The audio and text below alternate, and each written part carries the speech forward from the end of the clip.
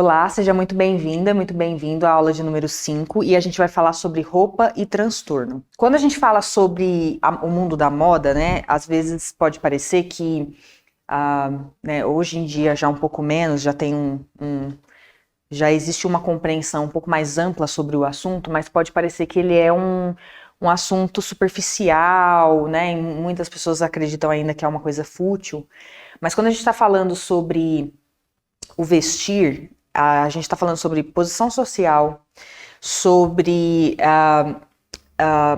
posicionamento, sobre autoestima, sobre se reconhecer, sobre se enxergar, sobre enxergar o outro, sobre coletivo, né? Então não é simplesmente, né? Tem até várias vertentes históricas que estudam os períodos através da indumentária daquele povo, né?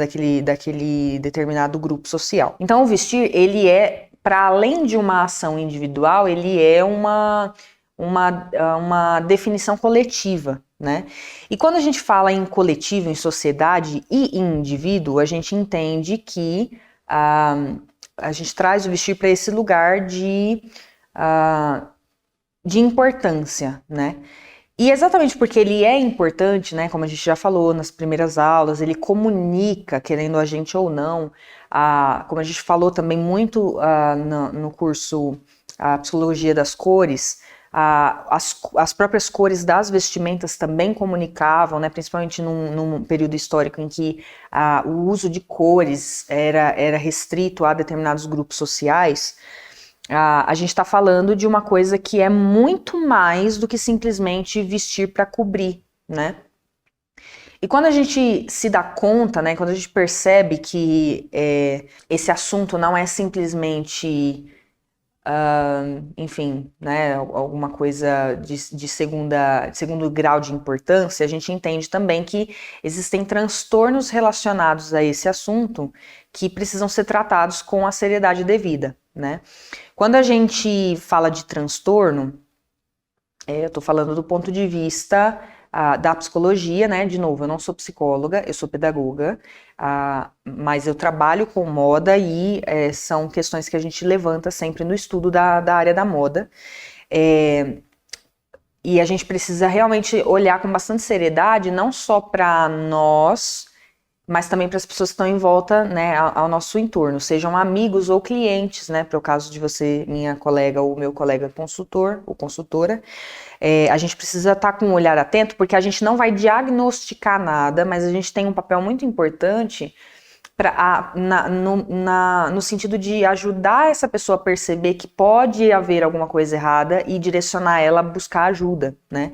Seja ajuda da família, de amigos e também de tratamento, né, psicoterapia, né, tratamento psicoterapêutico ou psiquiátrico. E aí, por que eu estou fazendo toda essa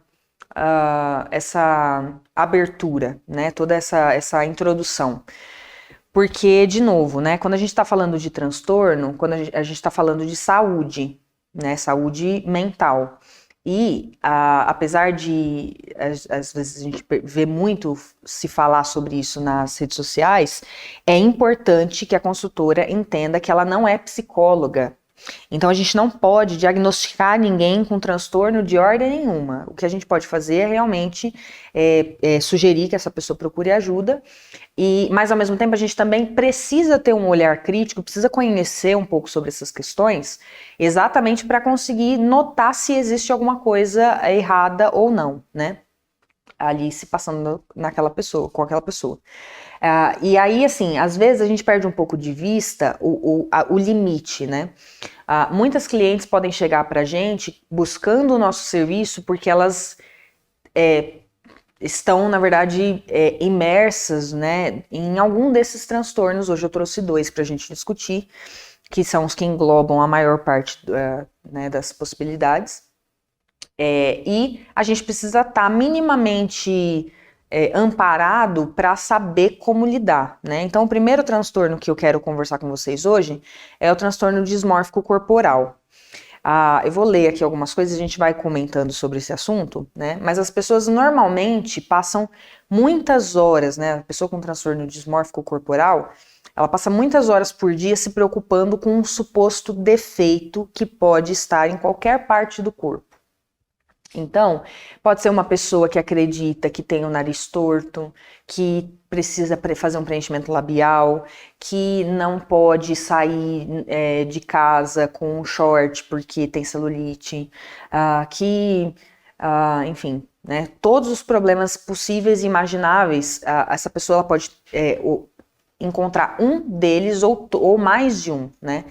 Geralmente são pessoas que vão recorrer a muitos tratamentos estéticos, né? Então, tratamentos para redução de flacidez, para redução de estrias, de celulite, de gordura localizada, vão procurar cirurgias plásticas, né? Então, sempre buscando ali consertar alguma coisa que na maior parte das vezes pode ser muito pequeno, ser um problema, entre aspas, muito pequeno, ou até mesmo nem existir, né? O médico diagnostica isso, o transtorno, quando a preocupação com a aparência causa angústia significativa ou interfere na capacidade funcional, ou seja, quando essa pessoa está realmente sofrendo muito, né? Com aquela questão, ela busca às vezes roupas para se esconder, ela busca cirurgias, né? Enfim, muitos tratamentos, gasta muito dinheiro naquilo. Quando aquilo está se transformando num, né, como a própria palavra diz, num transtorno, tá trazendo desordem para a vida daquela pessoa, o diagnóstico acontece. É lógico que muitas pessoas não procuram ajuda, não procuram tratamento exatamente porque acreditam que é só uma insatisfação com o próprio corpo e que é normal, porque mulher realmente, né, a crença que a gente tem é de que mulher realmente nunca está satisfeita com o que tem, né? Só que a gente precisa começar a desconstruir esse pressuposto, porque ele não é verdadeiro e, na verdade, ele legitima esse tipo de comportamento, né? A gente continua se alimentando de conteúdos e de informações na internet, né? De se cercando de pessoas, né? Principalmente nas mídias sociais, que não só não agregam em nada valor à nossa vida, mas também que nos prejudicam, né? Então é aquela blogueira que acabou de ter um bebê e 3 meses depois o corpo dela já tá... 3 meses não, né? Às vezes semanas depois o corpo dela já voltou ao normal, né? A forma anterior. Mas aí o que você não tá vendo é que todo dia ela tem alguém para fazer uma massagem, diariamente ela tá fazendo exercícios e mais exercícios para diástase, enfim, né? Ela já fez, às vezes, antes da própria gravidez, ela já teve alguma cirurgia plástica, então o corpo vai se moldar àquele formato que existia antes da própria gravidez, da gestação. Às vezes, pós-gestação, ela se submete também a algum tipo de cirurgia. Então, essas coisas que a gente não vê, que são os bastidores das redes sociais, eles causam na gente uma angústia, uma preocupação excessiva, que a gente não... A gente sempre teve, porque não é desde as redes sociais, a gente sempre teve essa pressão por causa da televisão, né, por causa das revistas, mas eu acho que hoje a gente tem mais espaço para falar sobre isso, então não é que não acontecia antes, é que hoje a gente também tem um volume muito maior de informação, a gente também tem outras pessoas produzindo conteúdo, tem outros corpos, então a gente tem como se munir dessa face, né, da proposta e da solução, mas ao mesmo tempo a gente continua com um padrão ali de mulheres que não tem uma ruga, que não tem uma estria, uma celulite, que estão causando pressão nas outras, para que essas outras mulheres se desdobrem na busca por aquele corpo que está sendo mostrado e vendido ali, né? Porque muitas dessas blogueiras, elas são patrocinadas por produtos exatamente para solucionar esses problemas, né, que socialmente a gente coloca como problema. E que na verdade não são, que são marcas da existência, né? Uma mulher que não tem uma celulite, uma estria, é uma mulher que muito provavelmente está gastando uma grande parte do dia dela fazendo exercícios físicos e deixando de comer várias coisas que ela gostaria de comer para não desenvolver esse tipo de problema. E aí a gente tem uma face, né, do transtorno, que é isso, você deixa de viver, você deixa de ter a sua rotina funcional, pensando em solucionar algum problema que às vezes nem existe, ou em evitar que esse problema apareça. Então a gente tem também mulheres que vivem para cuidar da pele, né, com medo do aparecimento das rugas, né, enfim, transtornos de diversas ordens. E um transtorno que a gente pode, né, trazer para esse cenário são os transtornos que são mais comumente divulgados, aí a gente já tem até várias campanhas, que é a anorexia e a bulimia, né? A anorexia é o cenário em que existe, né, uma distorção em que aquela paciente ou aquele paciente se enxerga acima do peso, e aí ele vai cortando refeições, diminuindo porções e pulando, né, intencionalmente refeições com o objetivo de emagrecer. O problema é que quanto mais aquela pessoa emagrece, menos ela percebe esse emagrecimento, mais ela acha que ela precisa emagrecer e mais ela se prejudica do ponto de vista da saúde, pensando especialmente na estética. Então não é um emagrecer para estar saudável, não é um treinar, né, fazer atividade física para estar saudável, e sim para ter aquele corpo desejável, né, e no final das contas, como tem uma distorção, tem uma dismorfia, né, tem uma visão distorcida, ela nunca percebe que ela já emagreceu muito mais do que ela poderia e deveria, e muito mais do que comumente, né, socialmente se aceita como belo, como bonito. Então a gente começa a ver aquelas pessoas, né, geralmente as imagens são mais de mulheres, né, mas que entram num estado de inanição, né, vão ficando raquíticas, né, realmente imagens muito dolorosas de se ver, mas que são desencadeadas e causadas por um determinado padrão, né. Existem comunidades na internet, inclusive, que fortalecem esse comportamento, que endossam esse comportamento, exatamente trazendo, né, lembra que a gente falou em algumas aulas atrás, sobre expandir os horizontes, né?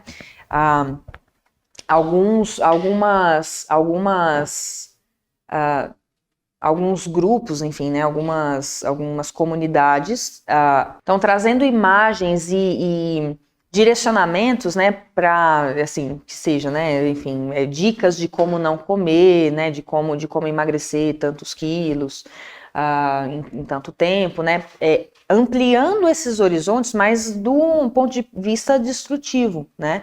Então, a gente tem o padrão que a gente costuma ver, que já são de mulheres magérrimas, e aí quando a gente encontra, né, esses grupos, e você começa a se habituar a enxergar aquilo como bonito, né, aquele novo padrão que é ainda mais magro, ainda mais, enfim, né, ainda mais inalcançável do que o que a gente já tem, que já é muito difícil de se alcançar. Essas mulheres, essas meninas, geralmente são transtornos que se iniciam na adolescência, elas vão ter muita predisposição a olhar aquilo e aprender a ver aquilo como belo. É por isso que é muito importante que a gente aprenda a fazer outras buscas para esticar mesmo esse olhar e entender que não, a gente está tentando sair desse padrão que é maléfico e ir para um outro, né, para um outro espectro de belezas, e não caminhar ainda mais nesse sentido que já não tá bacana pra gente, né? Em determinado, né, no caso aqui, né, do transtorno dismórfico corporal, determinados antidepressivos e terapia cognitivo-comportamental costumam ajudar, né? Então vai ser um tratamento em casos mais severos em que vai precisar, né, você vai precisar de de um acompanhamento com psicólogo e psiquiatra, e lembrando, né, gente, desmistificar um pouco a questão da psiquiatria, porque por muitos anos a gente tratou a psiquiatria como uma especialidade para gente louca, e para todos os efeitos a gente existe em uma sociedade que está adoecida, né, que adoeceu mentalmente, como posso dizer assim, realmente do ponto de vista da saúde mental. Então, a gente precisa naturalizar um pouco mais, né, o uso de determinados remédios para regular, né, coisas que estão ali quimicamente desreguladas no nosso próprio corpo, e de tratamentos terapêuticos mesmo, porque uma vez que a gente fica repetindo pra gente que a terapia é coisa de gente louca e que, né, que a gente é normal e que a gente não precisa de terapia, a gente continua vivendo mal e que, assim, dentro de problemas que poderiam ser solucionados com um tratamento de curto, médio, longo prazo, simplesmente por preconceito, por não querer se submeter mesmo a talvez uma consulta, conversar para desmistificar. Então, é importante quando se você identificar em si ou em alguma amiga, algum amigo ou alguma amiga, e até em alguma cliente, né, nas conversas, enfim, se você perceber algum tipo de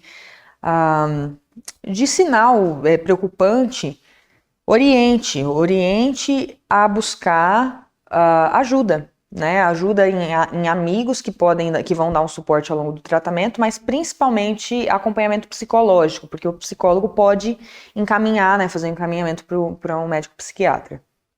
E aí, quando é o caso de tomar remédios, quem vai indicar, né? A indicação vem somente através do psiquiatra. Então, sempre passe por consulta com o psicólogo. E aí, aqui no caso, né, a orientação da MSD é que seja uma terapia com abordagem cognitivo-comportamental, porque ela vai tratar exatamente o comportamento, né? Então, às vezes, né, no caso tanto da bulimia quanto da anorexia, né? A bulimia, a gente falou bastante da anorexia, mas a bulimia, ela é a prática em que a pessoa, ela come de maneira desordenada, não só fora dos horários das refeições, mas também pula refeições e depois, como tá com muita fome, come em quantidade descomunal, geralmente doces, né? Alimentos não nutritivos, e depois ela induz a eliminação desse alimento através do vômito ou de laxantes. Então, é muito importante entender que a gente está falando de corpo, né? Mas quando a gente fala de roupa, que é o que cobre o corpo, essas duas coisas estão extremamente relacionadas, né? Porque muitas dessas pessoas se veem numa pressão exatamente porque a moda e as tendências excluem, né? Então, assim, agora, recentemente, a gente viu o retorno da moda das calças de cintura baixa, mas desde a década de 90, o final ali dos anos 90, início dos anos 2000, quando essas calças foram lançadas, né, quando veio a moda da calça de cintura baixa pela primeira vez, que durou muitos anos, essa tendência já era excludente, né? Só que na época a moda era exclusão. E agora, num momento histórico em que a gente está caminhando, pensando sempre no sentido de incluir, de trazer mais diversidade, essa moda voltar, a gente tem a sensação, às vezes, de que é um retrocesso, porque isso está mostrando para as meninas da geração Z, as mulheres ali entre 15 e 20 anos, que é bonito ter aquele tipo de corpo onde aquela calça vai vestir bem. A questão é entender que, efetivamente, aquela calça não veste bem quase corpo nenhum, a não ser o corpo de mulheres extremamente magras, né? Mulheres com gordura corporal baixíssima, taxas baixíssimas de gordura corporal. Mas, para a gente viver saudável, a gente precisa de índices de gordura no nosso corpo. Então, não dá para a gente viver a vida tentando eliminar todo e qualquer acúmulo de gordura, porque gordura é energia pra gente. É lógico que em níveis extremos isso também vai causar desequilíbrios, assim como a falta dela em níveis extremos também vai. Então, nesse sentido, é muito importante a gente entender que, de novo, mais uma vez, como consultora de imagem, você tem a obrigação de produzir para suas clientes e para suas seguidoras das redes sociais um ambiente seguro em que ela não sinta a necessidade de disfarçar uma gordura, né, uma gordura localizada, em que ela não sinta a necessidade de disfarçar alguma coisa que alguém disse para ela que é feio e que é errado. Porque muitas dessas coisas a pessoa nunca pensou até que alguém fala para ela, né? Uma vez eu fui essa história é triste, mas é curiosa de contar. Eu tive um problema nos dentes, inclusive, coincidentemente, foi na mesma semana em que eu estive, né, aqui no Centro Educacional para gravar o primeiro curso, que é Psicologia das Cores. Inclusive, te convido a assistir lá na plataforma Nova Classe. Naquela semana eu estava com muita dor de dente, tive um problema sério, e fui para o dentista, né, fui para emergência, fui encaminhada a procurar, né, fui orientada a procurar um dentista de confiança para fazer o tratamento mesmo, né, nenhuma medida emergencial podia ser aplicada naquela situação. E aí eu fui procurar uma dentista e quando eu cheguei lá, ela olhou os meus dentes e falou para mim assim, nossa, os seus dentes são muito pequenos. E eu sempre soube disso, sempre foi uma coisa que num certo grau sempre me incomodou. Mas aí uma outra pessoa de fora dizendo isso para mim, uma especialista da área dizendo isso para mim, ela reforça um problema que eu já tenho, que eu já não gosto. Então, é aí que eu bato muito na tecla. A gente precisa ter responsabilidade com a maneira em que a gente vai solucionar os problemas da pessoa e não criar um problema novo para a gente vender um trabalho, né? E aí ela falou dos dentes. E aí o problema mesmo que eu tava sentindo da dor, ela quase simplesmente não deu solução nenhuma. E aí ela me disse assim, olha, no seu caso, o que a gente vai precisar fazer? A gente vai precisar colocar um aparelho invisível, né, um alinhador invisível, que custa em torno de R$16.000. E depois que você terminar, assim, você é consultora de imagem, você sabe que imagem importa, então vai ser muito importante para você da gente colocar, né, fazer uma lente de contato, alguma coisa assim, para ampliar aí os seus dentes, para esses dentes não parecerem tão pequenos. E aí eu voltei para casa já pensando assim, como eu vou fazer para arrumar R$16.000? É meio nisso assim que você já vai pensando, tipo, não é como se fosse uma coisa que eu poderia pensar, era uma coisa obrigatória, era para ontem que eu precisava resolver a questão né, de arrumar o dinheiro para pôr o aparelho. Eu sempre soube que eu precisaria fazer alguns tratamentos do ponto de vista de alinhamento dentário, isso aí sempre foi uma questão, mas eu voltei para casa angustiada porque eu falei, nossa, eu não posso, eu tinha uma live marcada naquela noite e aí eu voltei para casa assim, nossa gente, tá todo mundo vendo que os meus dentes são assim, assim, assado e as pessoas não vão me dar...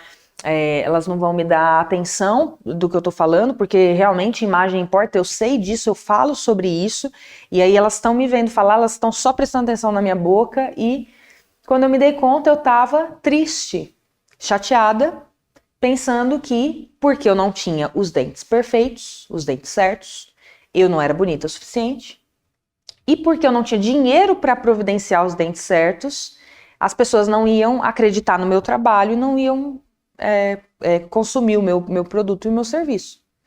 E aí eu fui fazer a live, né, e aí essa live da noite era basicamente uma live para conversar, né, com as seguidoras, e eu contei para elas, né, desse acontecimento, e eu tava exatamente numa fase em que eu tava, tive um conselho de uma conhecida assim, você precisa mudar a comunicação do seu Instagram, você precisa falar assim, você tá cansada de se sentir feia? Então, me contrata que eu vou fazer você se sentir bonita. E aí é que tá a questão. Não é sobre fazer a pessoa se sentir feia, porque pode ser que aquela pessoa que assista aquele anúncio nunca se sentiu feia. Mas como eu tô falando com ela e aquele anúncio está sendo entregue para ela, isso pode gerar um gatilho dela pensar, poxa, realmente, né? Será que eu tô mal arrumada, né? Aquela coisa meio organizações Tabajara, para quem é da né, geração millennial aí, e se lembra, né, do Cacete Planeta, você tá cansado de precisar levar o lixo para fora? Sim, né? Então, seus problemas se acabaram-se, né? Você pode contratar um robô, comprar um robô que vai fazer isso para você. Então, a lógica é que se a gente precisa gerar um problema no outro para a gente poder ter a solução, a gente está falhando como sociedade, porque a ideia não é criar o problema para solucionar, é solucionar um problema que realmente existe. Então, na consultoria de imagem, para que a gente existe? Para que você existe como consultora de imagem? Por que você entrou nessa carreira? Não é para dizer para sua cliente que a estrutura corporal dela, que ela é ampulheta. O formato dela é ampulheta, que sorte que ela nasceu com formato ampulheta, porque é o formato certo para mulheres. Ou dizer que ela é um formato triângulo invertido e, portanto, ela não pode mostrar ombros e tem que equilibrar o quadril. Não é essa a sua função. A sua função é de escutar a dor da sua cliente, escutar o que ela está trazendo para você de dificuldade na hora de se vestir, seja porque ela não consegue coordenar cores, seja porque ela não consegue se sentir bonita naquilo que ela está usando, seja porque ela quer disfarçar alguma coisa que em algum momento ela aprendeu que era feio no corpo dela. Mas o que você precisa fazer? Você precisa ouvir essa demanda, e você precisa abraçar essa demanda e tentar não enfiar na cabeça dela que ela é linda do jeito que ela é, porque ela realmente é. Mas não deslegitimar o problema que ela está te trazendo, mas mostrar para ela outras perspectivas. E você não vai fazer isso tendo lá no seu Pinterest um acervo infinito de imagens de mulheres loiras, brancas, magras, pequenas, americanas, né? Você precisa precisa procurar de outros lugares, precisa se mobilizar, se movimentar para ter condições, ter repertório para atender a sua cliente, que é uma mulher brasileira, que muito provavelmente vai ter curvas diferentes do que uma mulher americana, que muito provavelmente vai usar peças maiores, ela não vai usar PP e P da Zara, ela vai usar peças maiores, enfim, M, G, GG, G2, G1, G2, G3. A gente precisa se preparar para abraçar o diferente, porque isso não é minoria, isso é o que é comum. Minoria são as mulheres magérrimas, e a gente precisa parar de inverter os valores como se o correto fossem as mulheres magérrimas e as mulheres grandes, as mulheres gordas fossem a exceção. E para homens também. Tudo isso que eu estou dizendo aqui para mulheres se aplicam para os homens. A gente tem uma ditadura muito grande também do ponto de vista masculino, lógico que muito melhor do que muito menor, desculpa, do que a das mulheres, porque a nossa opressão, ela vem de todos os lados, né? Então ela é de mulheres para mulheres e também de homens para mulheres. Então a ideia de você não poder ter uma estria e uma celulite é porque você não vai ser desejável sexualmente. Então, a ideia é que a gente precisa fazer precisa trilhar o caminho de desconstruir esses conceitos para a gente parar de objetificar as pessoas, porque no final das contas, tudo isso, toda essa celeuma é porque a gente parou de olhar para as mulheres e para as pessoas como pessoas e começou a olhar para elas como objetos sexuais, como pessoas que precisam se encaixar, que na verdade nem pessoas, né, mas seres que precisam se encaixar naquele determinado padrão para terem algum tipo de valor, né? E aí a questão é, o ser humano tem valor por ser humano, e ponto. E o resto é a gente que precisa se moldar, e não, né, a estrutura social precisa se moldar para servir e atender essas pessoas, e não ao contrário. Então o meu conselho para você, consultora, é: preste muita atenção quando a sua cliente vier te trazer uma queixa e tente fugir dessas fórmulas prontas, né, dessas teorias que vão trazer a gente para esse lugar comum da análise de silhueta, né? Não é não fazer, você pode fazer análise de silhueta, mas você não precisa trazer para sua cliente um problema que ela nunca pensou que ela tivesse. Solucione o problema da sua cliente. Se ela diz, eu me incomoda porque eu tenho muito ombro e pouco quadril, o que você vai fazer? Você vai trazer mais atenção para a parte do quadril, não é disfarçar o ombro. E você não precisa falar para ela, não, a partir de agora você faz isso, isso, isso. Você põe no guia de imagem, porque ela vai entender visualmente o que aquilo quer dizer e você não vai criar um problema. Não, então agora eu só posso usar peças que marquem minha cintura. Poxa, quem disse que mulher só é bonita se tem cintura fina? A gente precisa começar a realmente caminhar no sentido de fazer essas desconstruções, porque senão a gente vai se perder cada vez mais enquanto sociedade, e não adianta a gente, um lado, brigar, né, e manter o discurso, e o outro lado ficar trazendo e rememorando tendências que somente favorecem a adolescente magra, né, com aquele tipo físico de 14 anos, né, e ninguém mais consegue usar. Então realmente tá muito na nossa mão, né? As pessoas elas procuram consultoria de imagem porque elas querem um aval para saber se elas estão fazendo certo ou errado. E tá na sua mão não fazer com que elas se sintam erradas para elas contratarem o seu serviço. Elas vão contratar o seu serviço se elas entenderem realmente o valor que você vai agregar com todo o conhecimento técnico que você tem, e não com você dizendo para ela que ela tem um problema. Elas já têm um problema. Muitas mulheres têm armários abarrotados de roupa, e inclusive a gente vai ver um pouco sobre isso no próximo transtorno. Muitas dessas mulheres têm muita dificuldade de coordenar roupas, muitas delas têm pouquíssimo dinheiro, precisam otimizar ao máximo o recurso que elas têm para poder comprar e se vestir de acordo com quem elas querem ser. Então, é esse tipo de problema que a gente resolve, não simplesmente dizer para a pessoa que o corpo dela tá errado para daí a gente entrar e fazer uma revolução, sabe? Vamos tentar não criar um problema para solucionar, vamos solucionar os que já existem, que acho que daí já estaria de bom tamanho. De qualquer maneira, vou terminar aqui a leitura desse transtorno aqui. A pessoa com transtorno dismórfico corporal acredita que ela tem uma ou mais imperfeições ou defeitos na aparência física, porém, esse defeito na realidade não existe ou é leve. Ela realiza determinadas atividades repetidamente, por exemplo, olhar-se no espelho, arrumar-se excessivamente ou comparar-se com outros, porque ela está tão preocupada com os supostos defeitos na sua aparência. O transtorno dismórfico corporal geralmente começa durante a adolescência e possivelmente ocorre com um pouco mais de frequência em mulheres. Aproximadamente de 2 a 3% das pessoas apresentam o transtorno. Não é um índice muito alto, na verdade é bem baixo.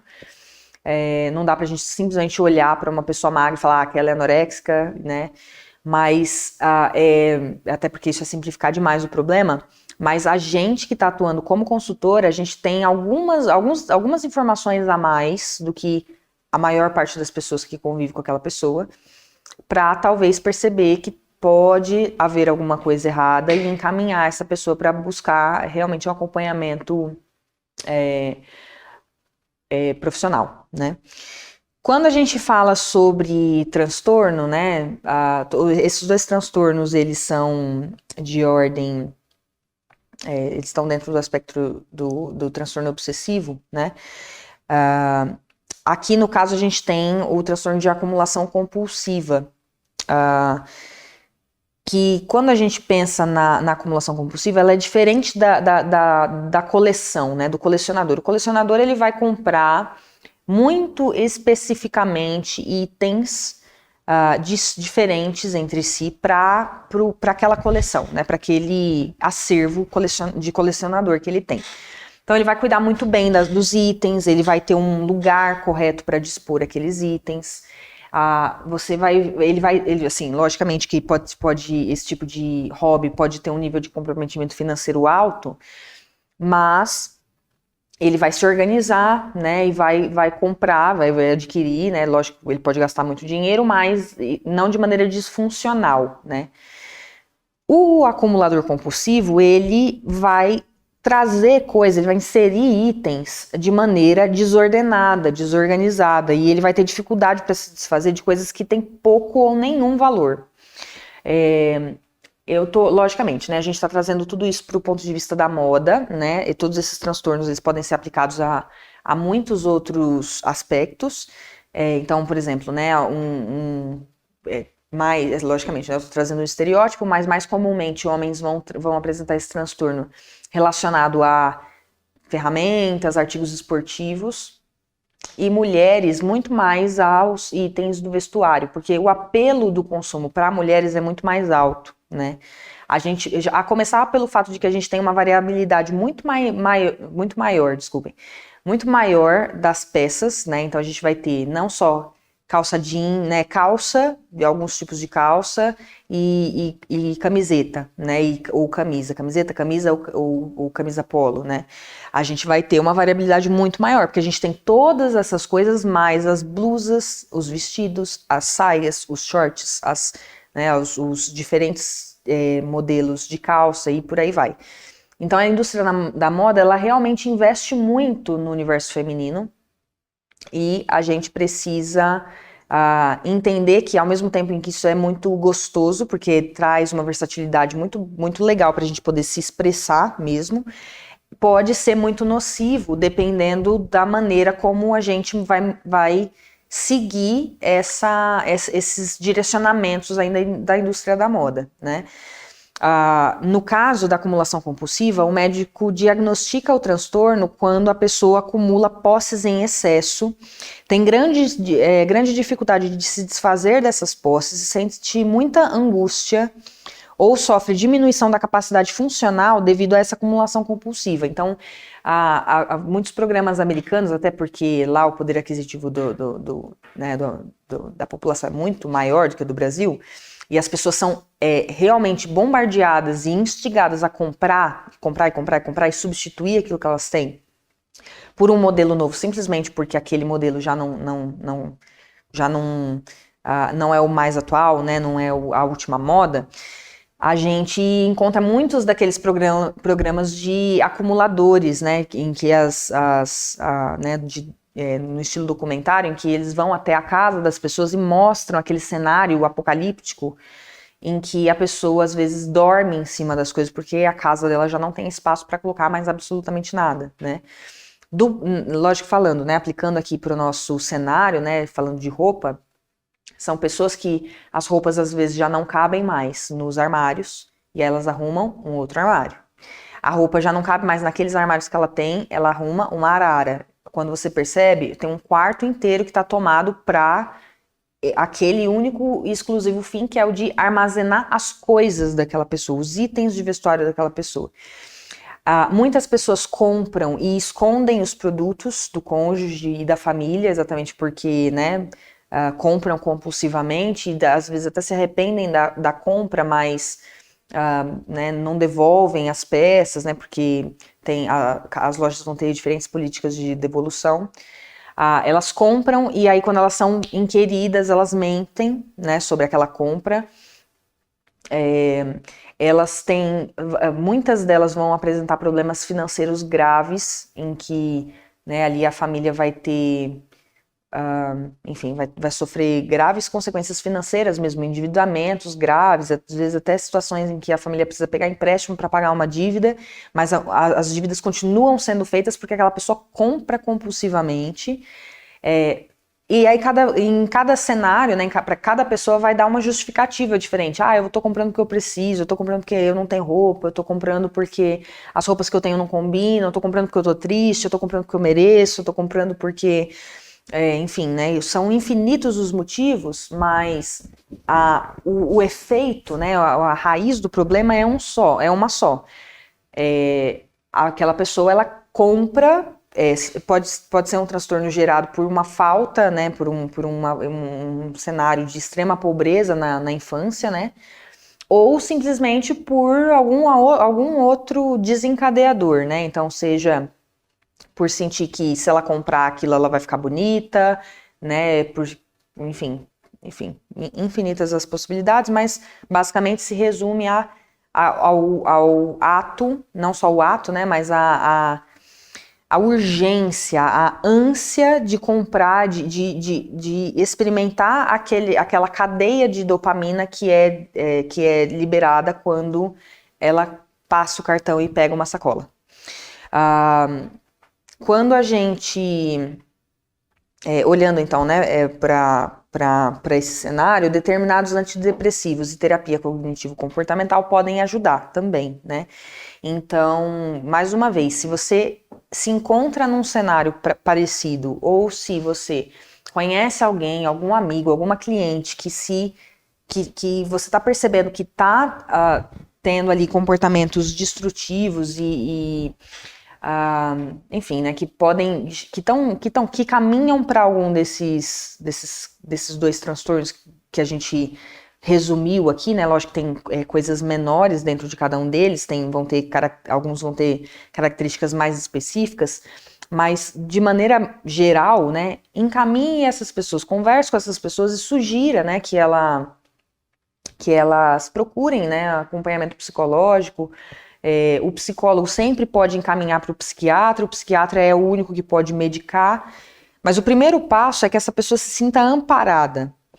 Ela não pode sentir que ela é louca, né, que você está tratando ela como se ela, enfim, fosse alguém incapaz, né, ela precisa se sentir amparada e querida, e ela precisa entender que isso é um problema e que todos nós estamos suscetíveis a problemas.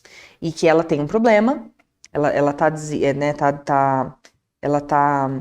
gerando para a vida dela e para a vida das pessoas em volta uma situação de desconforto e às vezes de sofrimento, e que essa situação precisa ser ser tratada, né? Essa situação precisa parar de acontecer para que ela tenha uma vida, né, uma vida funcional, uma vida produtiva, né? E não simplesmente que a vida dela pare, né? Que ela passe os dias dela livres e o tempo todo de folga rolando os anúncios do Instagram para ver o que é que tem, qual loja está em liquidação, né? Geralmente essas pessoas, do ponto de vista da compra compulsiva, né? Elas não necessariamente vão comprar coisas, muitas vezes elas acumulam coisas que elas vão ganhando. Então assim, minha prima lá tá com um monte de roupa que não usa, ela mais ou menos do seu tamanho, você quer ver as peças? Quero, e aí pega as peças. Essa aqui quase serviu, mas eu vou emagrecer um pouquinho, a hora que ela servir eu vou caber nela, e aí vai guardando.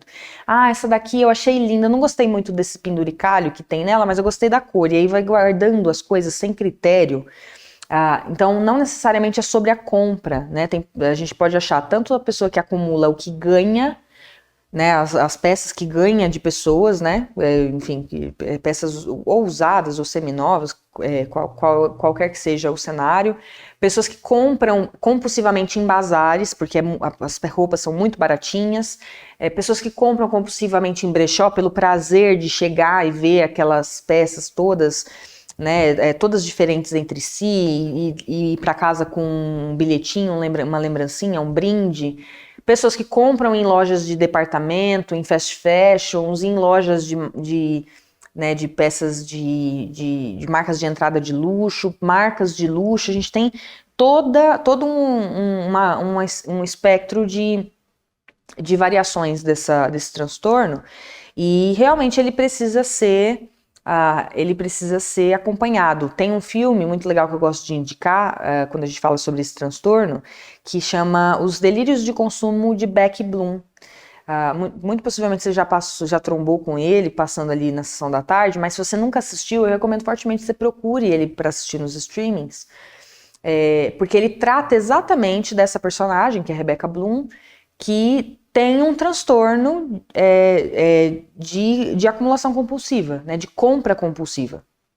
Então, o filme vai trazendo de maneira muito bem humorada todos os desdobramentos que essa personagem enfrenta, né, de perder relacionamentos com amigos, de quase perder, né, eu não vou dar muito spoiler aqui, mas alguns relacionamentos importantes que ela tem na vida, exatamente por não conseguir conter o desejo de comprar, né, coisas que ela não precisa, coisas que ela não quer, e cada hora sob uma justificativa. Porque estava muito barato, porque eu não tinha nenhuma dessa cor, por quê?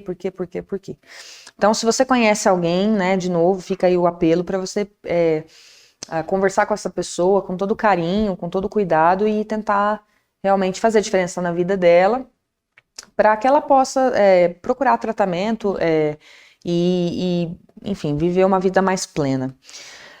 É importante, né, e aí eu encerro por aqui, né, essa minha fala. É importante prestar atenção a esses comportamentos. Caso algum cliente, né, de novo, ou amigo, manifeste sinais preocupantes, aconselho a buscar ajuda, né. Inclusive, se for você, né, se você estiver enfrentando dificuldades nesse sentido, fica aqui o meu apelo. Procure ajuda de um amigo e atendimento psicoterapêutico. Você não precisa passar por isso sozinha ou sozinho, né? Se por tudo você não tiver, né, alguém próximo que você tenha confiança para contar, se você não conseguir, enfim, tiver medo ou vergonha, de pedir ajuda, de conversar sobre o assunto, você pode, vou deixar o meu canal, né, o meu Instagram, que é @servocápsula, não só para você me seguir, para conhecer os meus conteúdos e para tirar dúvidas e para a gente trocar, né, o exercício que eu deixei aqui para vocês fazerem, mas também para você me contar o seu quadro, o seu cenário, né? Eu tenho contato com alguns psicólogos que eu posso te colocar em contato. Enfim, a gente pode. Eu quero que você se sinta livre para pedir ajuda, seja com amigos, e no caso, se você não encontrar suporte, ou enfim, tiver medo ou vergonha, você pode me mandar mensagem, a gente pode conversar sobre isso. E eu quero deixar muito claro que nenhum problema, ele é anormal demais, né?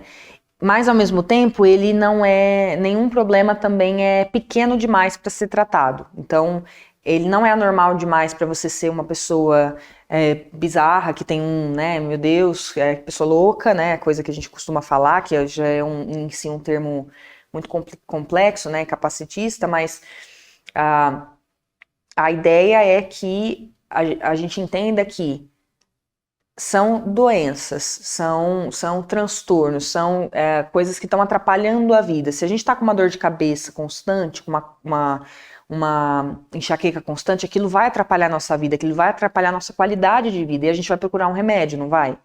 E em última instância, se por tudo não passar, a gente vai procurar um neurologista, vai numa numa emergência. Por que quando a dor, né, o sofrimento, ele vem de ordem emocional, por que a gente também não procura, né? Então fica o meu apelo aí, se você quiser conversar sobre isso, estou à disposição lá no Instagram.